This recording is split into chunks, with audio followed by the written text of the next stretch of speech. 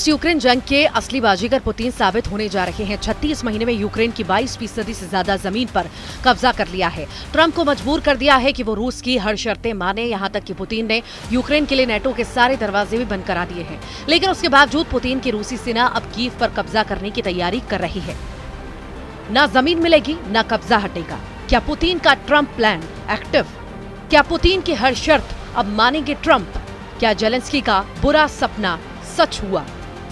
24 घंटे पहले 78 साल के अमेरिकी राष्ट्रपति ट्रंप ने राष्ट्रपति पुतिन के साथ फोन पर 90 मिनट तक कुछ ऐसी बातें की, वायदे किए जो यूक्रेन के लिए किसी बड़ी तबाही से कम साबित नहीं होंगे। इधर 72 साल के राष्ट्रपति पुतिन ने साबित कर दिया है कि जंग का असली बाजीगर रूस है।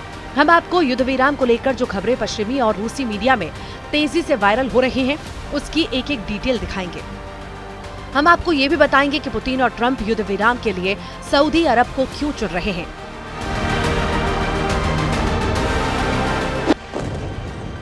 साथ ही ये भी दिखाएंगे कि अमेरिका अधिकारियों ने अब ये कहना क्यों शुरू कर दिया है कि नेटो में यूक्रेन को शामिल करना बेहद मुश्किल। ट्रंप ने यह भी इशारा क्यों किया है कि रूस ने लगभग 3 साल की जंग में जो जमीन यूक्रेन की कब्जा ली है, उसे रूस से वापस लेना लगभग असंभव है। ऐसे में सवाल उठता है कि क्या ट्रंप पुतिन की हर शर्त मानने को तैयार है? और दूसरा सवाल, युद्ध विराम से अमेरिका को क्या फायदा होने वाला है?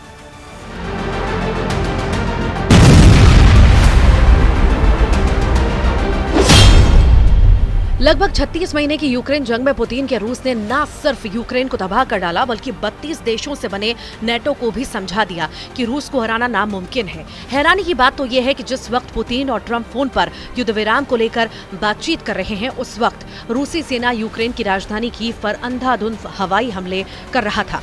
अब सवाल उठता है कि ट्रंप ने पुतिन से 90 मिनट तक फोन पर ऐसी क्या बातचीत की है जिसने यूक्रेन के होश उड़ा दिए हैं।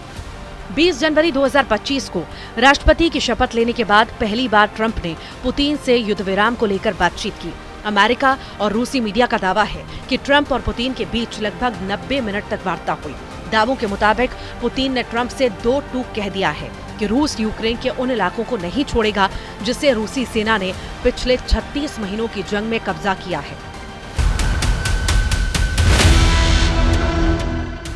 दावा किया जा रहा है कि ट्रंप ने पुतिन से कह दिया है कि वो इस पर विचार करेंगे। इसके अलावा पुतिन फोन वार्ता पर यह भी साफ कर दिया है कि यूक्रेनी इलाकों से नेटो के कमांडर और नेटो के हथियारों को हटाया जाए। ट्रंप ने पुतिन की शर्त पर भी पॉजिटिव जवाब दिया। इसके अलावा पुतिन की तरफ से तीसरी और सबसे अहम शर्त ट्रंप के सामने रखी गई है। वो किसी भी हालत में यूक्रेन को नेटो का सदस्य देश नहीं बनाया जाएगा। ट्रंप ने इस शर्त पर पुतिन को भरोसा दिलाया कि ऐसा ही होगा, यानी यूक्रेन अब नेटो का सदस्य देश नहीं बन पाएगा।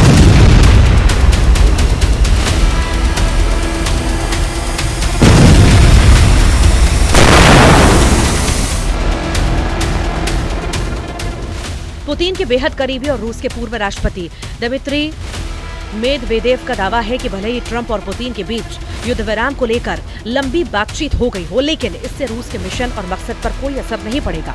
सख्ता तेवरों के साथ पुतिन के करीबी दिमित्री मेदवेदेव ने जो ताजा दावे और बयान दिए हैं, उसने राष्ट्रपति ट्रंप को साफ संदेश दिया है कि रूस झुकने वाला नहीं है और न ही यूक्रेन की कब्जा की गई जमीन को रूस छोड़ने वाला है। रूस के पूर्व राष्ट्रपति और रूस के सुरक्षा परिषद के उपाध्यक्ष दिमित्री ने अमेरिका और पश्चिमी देशों को साफ संदेश दिया है कि पश्चिमी देशों को ये समझ लेना चाहिए कि रूस को हराया नहीं जा सकता। दिमित्री ने अमेरिका और डोनाल्ड ट्रंप पर निशाना साधते हुए साफ कहा है कि इस दुनिया में कोई एक मुख्य देश और उसका सर्वोच्च शासक नहीं हो सकता। घमंड में डूबे अमेरिकी नेतृत्व को सीख लेना चाहिए कि रूस को झुकाना नामुमकिन है। इस सच्चाई को जितनी जल्दी पश्चिमी देश समझ लें, ये उनके लिए उतना ही बेहतर होगा।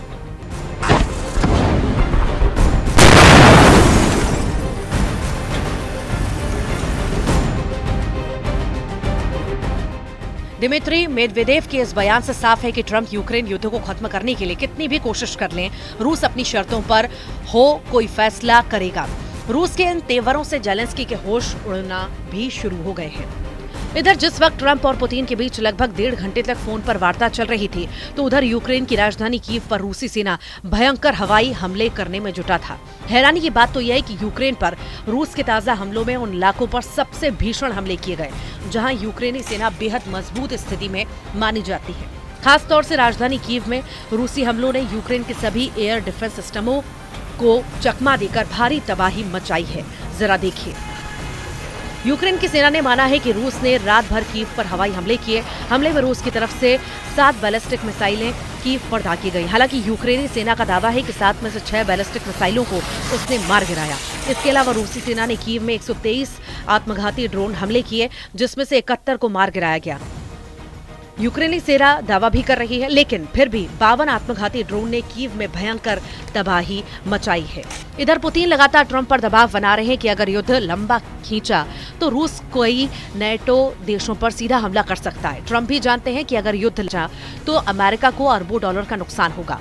ट्रंप ने 48 घंटे पहले ही बयान दिया है कि रूस कभी भी यूक्रेन पर कब्जा कर सकता है। ऐसे हालात में अमेरिका के 500 अरब डॉलर की सैन्य सहायता यूक्रेन में डूब सकती है।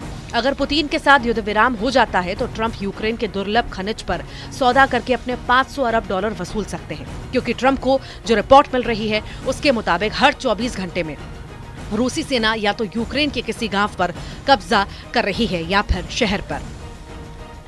रूस के रक्षा मंत्रालय ने एक वीडियो जारी कर यूक्रेन के जर्जिस्क शहर पर कब्जे का दावा किया।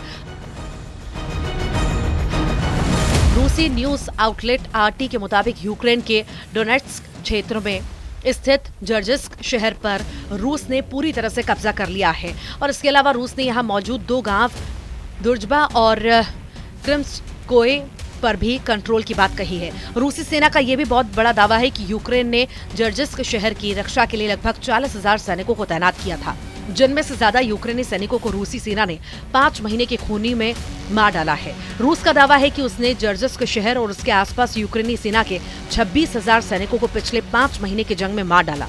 वीडियो फुटेज में रूसी ड्रोन्स को यूक्रेनी रसद और सैनिकों को निशाना बनाते हुए साफ देखा जा सकता है। रूस की डिफेंस मिनिस्ट्री का यह भी दावा है कि यूक्रेनी सेना ने शहर की लगभग हर इमारत को किले में तब्दील कर दिया था, जिससे रूसी सेना ने तबाह कर डाला है। कुल मिलाकर अब देखना होगा कि पुतिन और ट्रंप के बीच जो फोन पर वार्ता हुई है, क्या उसका असर जमीन पर देखने को मिलेगा या फिर जेलेंस्की अमेरिका साइड लाइन करके नेटो के साथ मिलकर कोई नया खेल करेगा।